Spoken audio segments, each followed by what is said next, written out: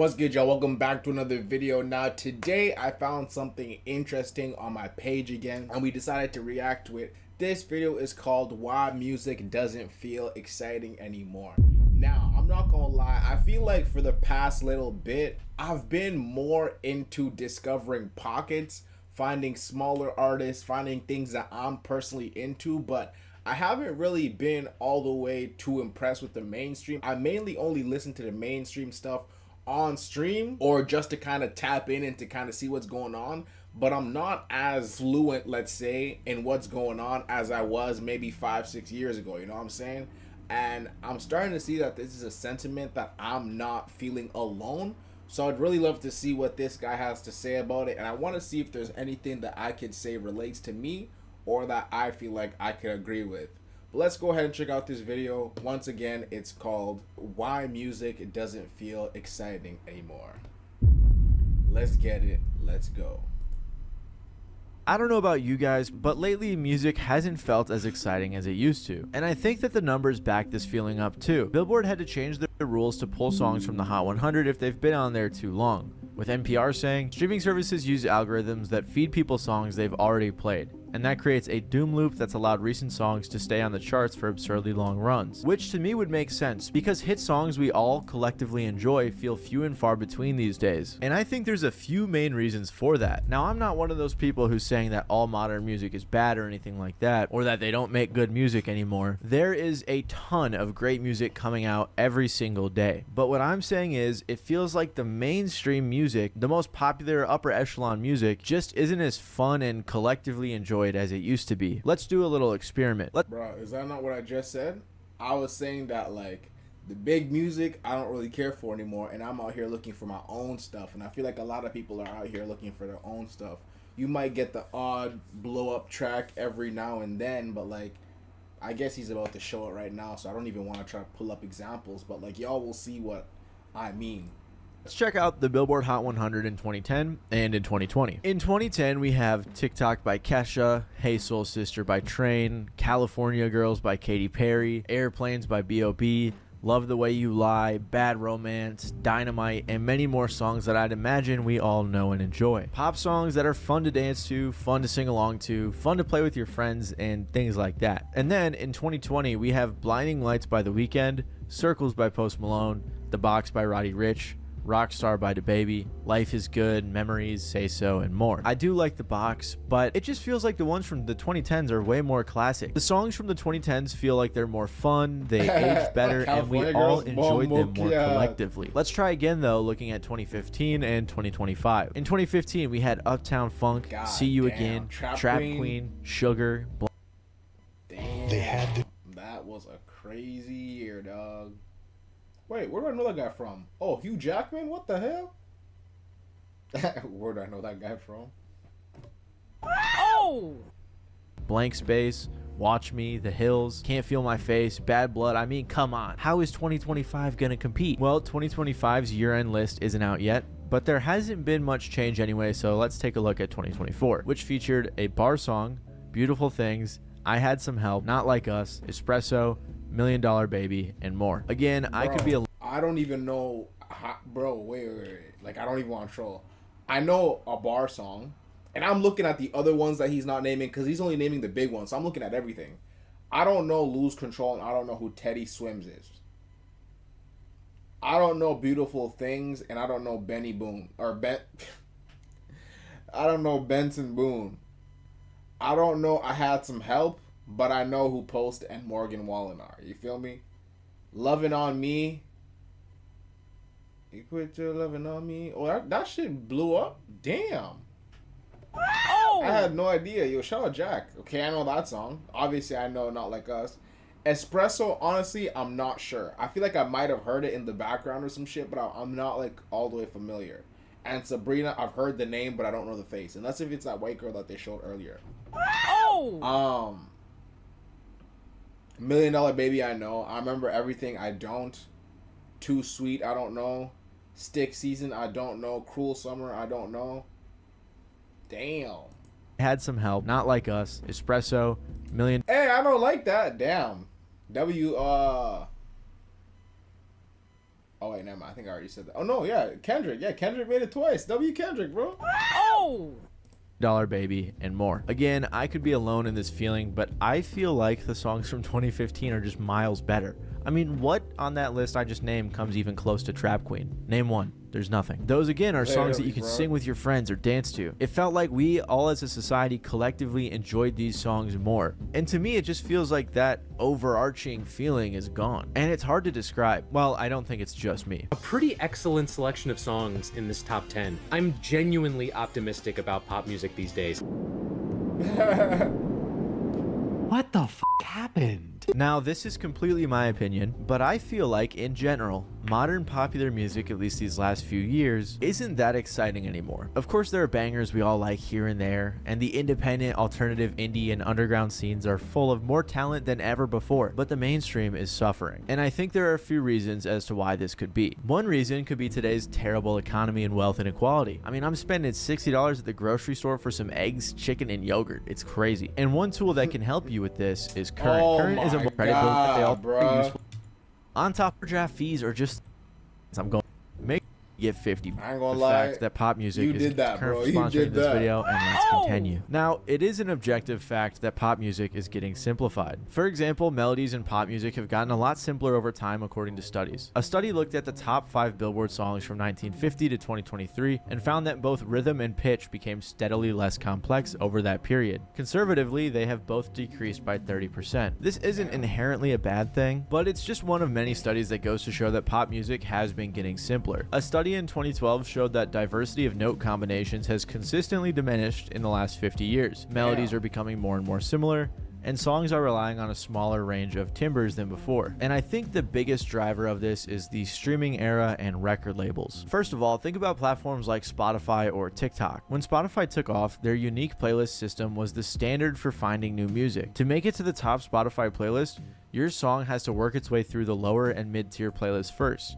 And if your song is skipped a lot, it won't graduate, making it so artists might not be inclined to have a slow intro or too crazy of an intro. And when people are listening to playlists in the background, they don't want super crazy songs. So the focus isn't on giving people reasons to listen to your music, but avoiding giving them reasons to turn it off, which is why a lot of pop songs may feel a little bit more bland or less offensive than they may have in the past. In a similar way, the TikTok era of music has artists hyper-focused on a 10-second clip of their song, usually the chorus, hoping that that one part goes viral, whereas the rest of the track may be a little boring or repetitive or just brushed off. Another reason pop music all sounds kind of simpler and similar is likely because of how easy it is to make music now. Objectively, I think that I'm still stuck on the 30% thing that he said. He said that music from 1950 to 2025.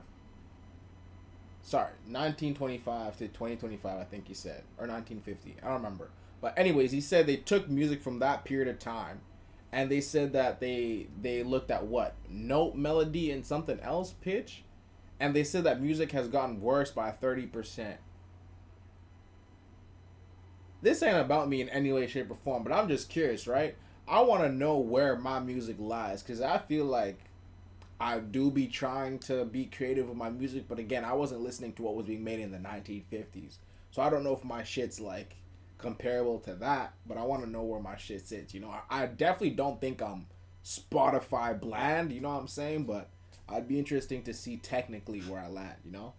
making music more accessible has been a huge net positive and it has led to way more innovation, but it can also cause a couple problems. I saw a YouTuber named Lachlan Frazier made a similar video on this topic and brought up a great point. Talking about how the tape sound that everyone strives for and loves isn't actually the saturation or compression that you get from tape. Instead, the tape sound that everyone wants but doesn't quite realize they want is the imperfections. Tape was expensive and difficult to work with.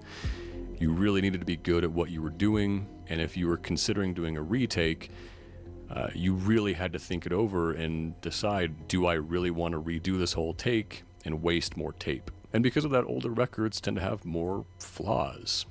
But now with digital recording, you can endlessly record takes and then comp out a perfect take and then quantize it and run it through Melodyne and then stack 5 EQs and 30 other plugins on top of that. We've perfected the soul out of music is a great quote from that video. And I think this leaves people yearning for some sort of imperfection in music. See, I ain't gonna lie, that makes me kind of interested because, again, going back to the fact that, again, this has nothing to do with me, but I remember showing my music to some people, right? And I remember I was showing it to a homie of mine one day, and like they were like, "Yo, like I can hear like all your breaths and shit," and I was like, "I know," and he's like, "Yo, why don't you like cut that out and shit like that? Like, you know, like a lot of people like don't like have that shit in their music and shit like that, you know, like when you listen to like the main guys, you know, he starts naming all these, you know, mainstream artists, and he's like, you know, they don't have that shit, like in the middle of their takes when they're like, you know, breathing before they speak or they say their first line." And I was telling them, I was like, I decided to leave that in my music because I feel like it just makes it sound more natural and raw. Obviously it depends on the song, and it's not every song that I do that for, but it's mainly my more like acoustic and raw tracks where there's not a lot going on and I want to feel a lot more personable. Then it's like, okay, like I want it to sound like there's very little effects and editing and work going into the track. And I think we ended up having a little bit of a back and forth because I believe that the comment that followed was that I can't take constructive criticism, which was cool. I was like, okay, I need to work on like when somebody tells me something, I don't have to have a response right away, which is something that I've been doing better a lot lately. But anyways, the whole point is I have tracks that like intentionally I have imperfections in it, and that's interesting that they brought this up. Music. For example, when the SoundCloud era popped off in the late 2010s, a lot of the draw to that genre was the artist utilizing distortion. People enjoyed what most pop songs would have edited out at the time. Personally, I'm a big fan of this underground artist named Willie Crooks, who intentionally clips his kicks. If you don't know, clipping is a type of distortion when the audio is too high for the system to handle, so it just cuts off, and usually it sounds terrible. Basically, this is what clipping is. Me talking really loud into the mic, see the audio clipped, and now it sounds shitty, even if it's quiet. But in his music, I think he makes it sound kind of cool. Or even vocal imperfections, like when an artist's voice cracks or messes up, can sound good. It makes the music sound so much more human. And that video by Lachlan was great. However, I don't agree with all of his takes. For example, he said a lot of rap all sounds the same now. Rap music, I would argue, is probably the biggest offender of this trend. The genre seems to have just been completely taken over by minimalistic trap beats and a hyper fixation on aesthetics. They're not really offering the listener anything other than some vibes. And look, I'm not saying that every rapper I ain't gonna lie, that is a fat generalization, but I could see where he's coming from.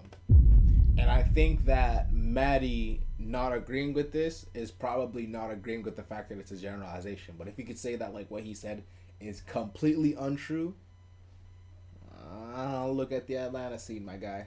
needs to be Nas or Pharoah Monch or whatever, but it almost feels like being able to actually rap or write good lyrics is now somehow cringe in modern rap. There was a time when sounding like another rap. Yeah, I don't think anybody thinks that rapping properly is cringe. I just think that the attention is elsewhere, and so yeah. But I don't think the people who are like their attention is elsewhere think that that shit's cringe. It's just not for them. Like I don't know. I think this is where you're shipping, bro. Rapper was taboo. Now, most of these rappers sound the same, right? And again, that's not me being an old man yelling at clouds. Genuinely, a lot of these new rappers have the same flows, the same beats, the same subject matter, the same styles. In Albi, I'll give you that, dog.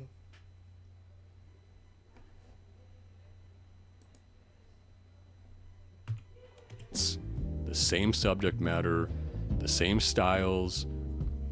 Everything is the same. And even though I disagree with that take, it's sort of an old head argument, and I think there's more diversity in rap than ever before. But I do think that rap is a big component of this dry spout we've been seeing lately. In fact, I just saw a headline that said, for the first time since February 1990, there are no rap songs charting inside the top 40 of the Billboard Hot 100. And apart from the Kendrick-Drake beef, there hasn't really been much exciting music in the mainstream rap. Remember, this video is about upper echelon mainstream. For a long time, rap hasn't had an artist break out into the mainstream, and most of the artists carrying the genre these days are the older artists. This is important because for a very long time, rap has been the biggest genre by market share in the mainstream. As of 2023, it still was, but I'm not quite sure where it's at today. Regardless, in 2025, the best-selling albums were Kendrick's GNX, Lil Baby's Wham, Tyler's Chromacopia and Don't Tap the Glass, Cardi's Music, Drake's Some Sexy Songs for You, and Big X The Plug's Take Care. Aside from half of these being released in 2024, the only new artist on this list was Big X. It really feels like rap hasn't had any big newcomers in the last like 3 years. And most of its newcomers who break through the mainstream have no staying power. Like Ice Spice, Roddy Ricch, Polo G, and a lot of these other artists. It's like, what are they doing today? Like they're not doing anything. And as a huge rap fan, please do not get me wrong. I think rap has a ton of great music coming out every single week, month, day, year, but it's just not breaking through to the mainstream like I wish it would. For example, we got 2 Chainz and Larry June's album this year, Yeat's EP, the Until Japan album, Jid dropped, Earl Sweatshirt, Freddie Gibbs put out a phenomenal project,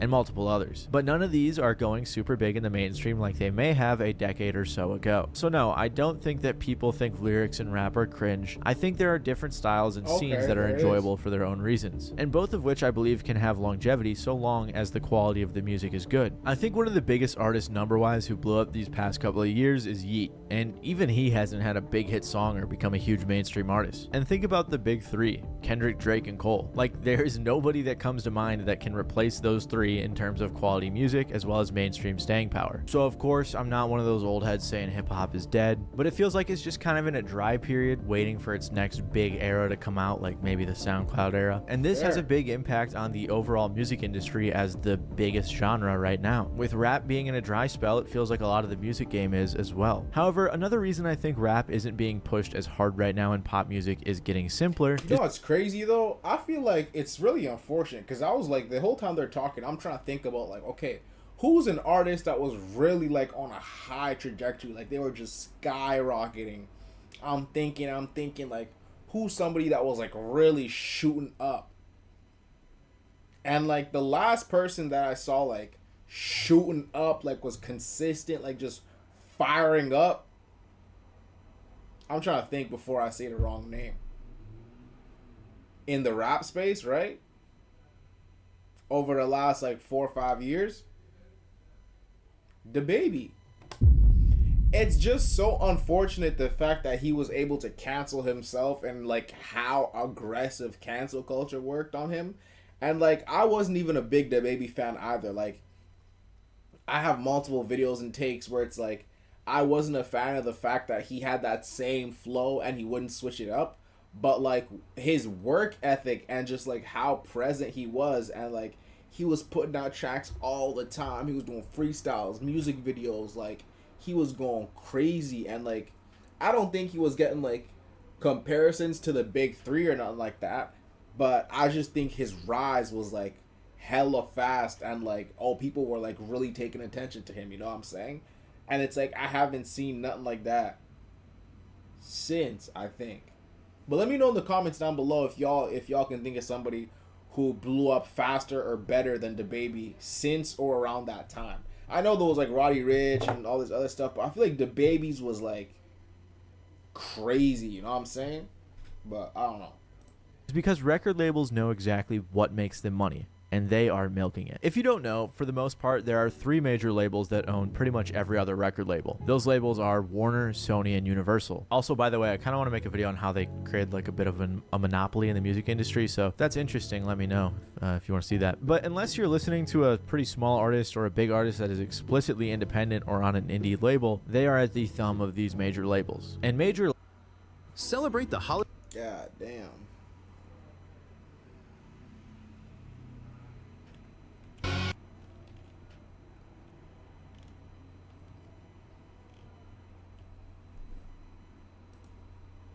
labels, independent or on an indie label, they are at the thumb of these major labels. And major labels, especially when they have a large artist or an artist they're developing, they know how to make a hit. I made a video a while ago called Why Every Popular Song Sounds the Same. And of course that was an overgeneralization, but I'm going to play you a clip of that video to show you what I mean. Scientists have studied 464,000 songs and found that both melodies and sounds of instruments are becoming much more similar. Songs are also becoming shorter because of this, and streaming platforms are prioritizing those shorter songs mainly because shorter songs are less likely to be skipped. In the past 2 decades, labels have even acquired technology that they can use to analyze music and predict what songs will be hits. They can use services such as Hit Predictor or Shazam to see what songs will blow up. Apparently, Hit Predictor was able to predict 48 out of the top 50 radio hits in 2013. There are actually even entire companies such as Next Big Sound which are dedicated to analyzing music and finding the next big sound. And you're probably thinking that if labels keep pumping out this generic music, people will eventually get tired of it. And while that may be true for some people, science says it actually isn't for the majority. In a study done by Columbia University in 2006, they showed some people music websites with a bunch of songs and told them to download their favorites. Some sites had rankings of the most popular songs and some didn't. It showed that people who saw the rankings were more likely to download the popular songs. They then did a second experiment where they did the same thing, but this time they sent out websites with the actual download statistics and then some websites with fake download statistics. The experiment proved again that believing that a song is more popular made people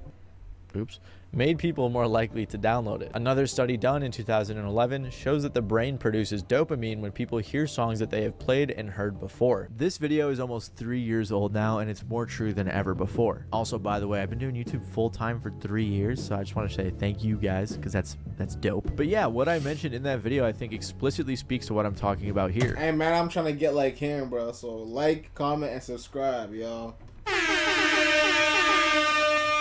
Hit that milestone. Record labels are intentionally, scientifically, carefully crafting the most cookie cutter songs with elements from every hit to create new hits. And I think this shows in a lot of popular songs today. If we look at the biggest songs of the year so far, we have songs such as Ordinary by Alex Warren, Beautiful Things by Benson Boone, Espresso by Sabrina Carpenter, and more. Tracks, and these songs aren't bad by any means, but there's just nothing special about them. They're just pretty ordinary. Also, I'm excluding Pink Pony Club and Birds of a Feather because I actually really like those songs. But if we're being honest, Birds of a Feather probably isn't all that special either. On top of all this, though, not only are labels pushing for these cookie cutter songs, but now they are straight up nostalgia baiting. What I'm about to tell you is kind of crazy, but you know how they have writing camps in the music industry? If not, it's basically where music industry people get a bunch of songwriters together, maybe looking to sell these songs to certain artists or asking the writers to write a certain type of vibe song, like write a love song. But now they have camps that are specifically asking writers to write songs using interpolations. I found this out when making my previous video called The Art of Stealing Music Legally. Interpolating is basically borrowing and repurposing a melody, somewhat similar to sampling. Then once these new songs that interpolate old songs are written,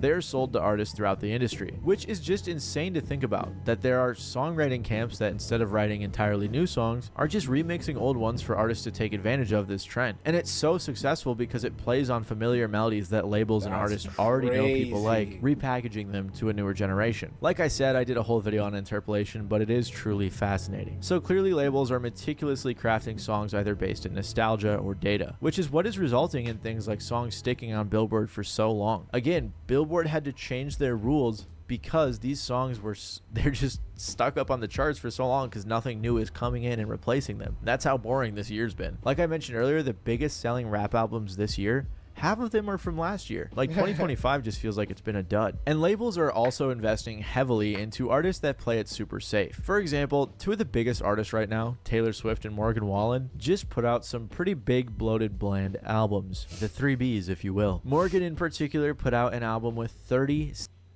Bumbleclat. This guy's on some Chris Brown shit, bro.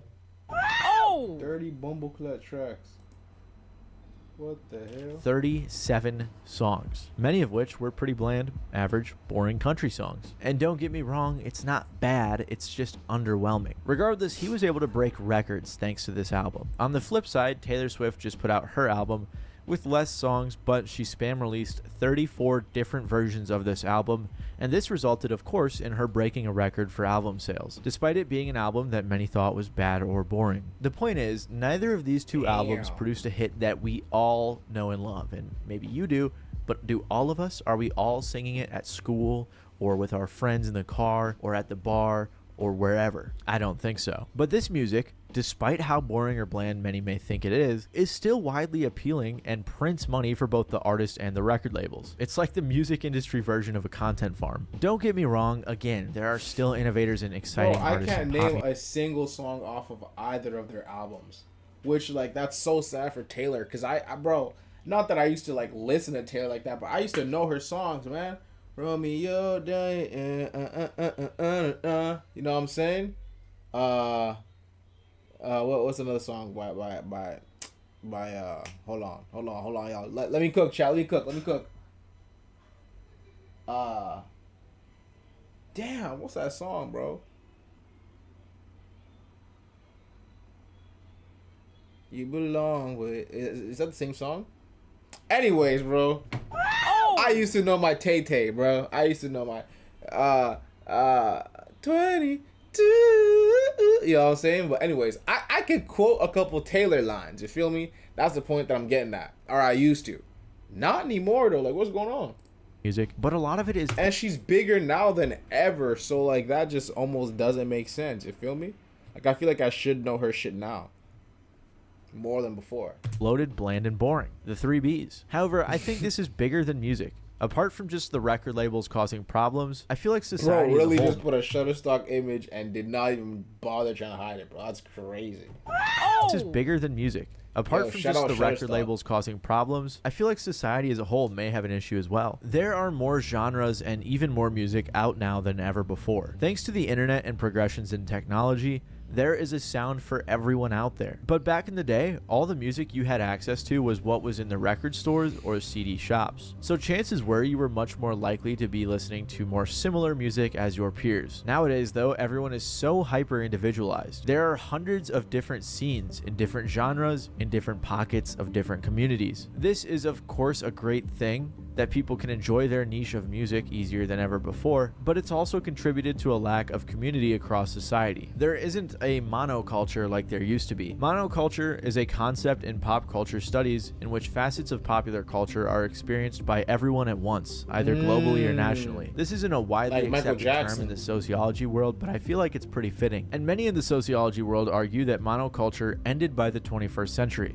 mainly toward the end of the 2010s, due to the rise of streaming media and the fracturing of popular culture. Patrick CC touched on this in his video titled The Death of Mainstream, which I think is very applicable here. Not only do we have infinite music to choose from, but we have so many things to entertain us and occupy our Shout out Patrick CC. Great YouTuber. time. Amazing YouTube videos like this one, tons of shows and movies, and of course the lovely short form content that you can effortlessly scroll for hours. In an article by Vox, the writer said, "We're in the midst of the streaming wars, with so many different media products and platforms competing for our attention. Journalists and critics are worried that the huge popularity and sense of universality that Avengers and Game of Thrones achieved are now disappearing for good." The writer continued, "The fear is that we exist in a fragmented realm of impenetrable niches and subcultures enabled by streaming media." That is crazy. Think about that, y'all. Think about how big the Avengers moment was, y'all. Like, again, it, like, maybe if you wasn't into it at that time, you wasn't into it. But I remember when Endgame came out, people was rushing to the theaters. People was getting costumes. People are, like, in the moment. People are in the vibes, bro. I don't know if we're ever gonna get another moment like that again, bro. Another moment where universally, like, everybody, and not, I'm not talking about everybody, but universally there's like a big fat ass community who's like excited for the same shit, whether that's music, whether that's a movie, whether that's, I don't know, some new sport event. I don't know, bro, but it's just like, bro, when that movie came out, bro, it wasn't just my city, it wasn't just my province, it was like the country, bro. You see videos online, a bunch of other people getting turned up, like, oh my god, did you see the ending? Did you see the plot twist? Like, YouTube videos are coming out. You can tap into like Reddit debates and all this other stuff. Like, bro, when's the last time we had something that intense and that deep, bro? Let me know. Concern is that because of the pressures of social media and the self-reinforcing biases of recommendation algorithms that drive streaming, culture is becoming more similar than different. And I think what they're trying to say is that culture in these sub-niches is becoming super, unique and uniform, whereas as an entire society, it's very niche down. Of course, this article is speaking on culture in general, including TV, books, everything, not just music. But I think when specifically talking about music, it's rare that we can point out too many monoculture moments in the last 5 years. Apart from maybe some Ice Spice or Sexy Red or the Drake versus Kendrick, Chappell Rowan, and the occasional hit, I feel like there hasn't been a super huge monoculture moment in music in the last few years. The artists and songs I listed were definitely big, but I feel like it wasn't universal. For example, let's just scroll through the Billboard Hot 100 best performing singles of the 2020s. Apart from maybe The Box by Roddy Ricch, how many of these songs were universally loved and listened to by everyone? Maybe Bad Habit by Steve Lacy. I don't even think that one would count. I'm not sure if I'm making sense right now, if I'm just rambling at this point, but comparing songs from pretty much every decade of the music industry up until recently, it just seems like something's missing. With the endless amount of music, the lack of a monoculture, and everything being so hyper individualized, it's unlikely we will routinely have monoculture again, unless something major changes in society. But here's the deal. There are always artists in the underground scene building off of sounds and innovating. This is happening every day. When an old scene dies out, new ones are born, and there's always a musician working to create something new, original, or fresh. But for a lot of the reasons I listed, mostly having to deal with record labels and the formulaic hits they're putting out, the mainstream is suffering, and I'm honestly not sure what it'll take to get it back to how it used to be, or if it ever will. Another thing this has resulted in is the disappearance of bands from the mainstream, which for a few other reasons too has become a recent phenomenon. So to learn more about that, consider Man, that's actually quite interesting, y'all. Just like he said, man, when certain trends die, it just gives opportunity for other trends to come in and take over. And although this is very what's the word I'm looking for? I guess alarming or eye-opening. It's damn, people are not really tuning into music like that anymore, or music isn't hitting the same anymore. As somebody who works in the industry, it kind of makes me excited because it's bro, that's a lane. That's an opening, that's a window, bro. And it's as long as we could figure out how to, tap in and infiltrate, that could be an opportunity for people like us in the underground who are working towards something like that. You know what I'm saying? Now, obviously, there's still a long way to go between where we're at now and, the levels of, being talked about in these conversations, but sometimes all it really takes is a moment, right time, right place, right video. Ice Spice blew up off of one video. Justin Bieber blew up off of one video. So, I don't know. I feel like this is just a reminder for me to lock in, get my team straightened out, and just get to work. You feel me? But let me know what y'all thought about this video, man. What are y'all listening to right now? Are y'all really tapped into every new release? Are y'all excited about the stuff that's coming out right now? Or are y'all like me and are constantly listening to older stuff, man? I looked at my Wrapped and it was mainly Tory who's locked up, Jay-Z who hasn't released in a while. Who's number 3? I don't even remember. I think it might have been Thug or something, and Young Thug. I'm always listening to older Thug, so it's I'm one of those guys who I'm not really listening to what's new out here. I'm mainly fucking with the older music when music really used to be like that for real. But let me know how y'all feel in chat. I'm out of here and I'll catch you guys in the next one. Peace out. Alright, yeah. I'm getting gritty on these niggas. I'm getting gritty on these bitches. Here we go, nothing talking again. Yeah. I'm getting gritty on these niggas. I'm getting gritty on these bitches. Here we go, nothing talking again. Yeah. I'm getting gritty on these niggas. I'm getting gritty on these bitches.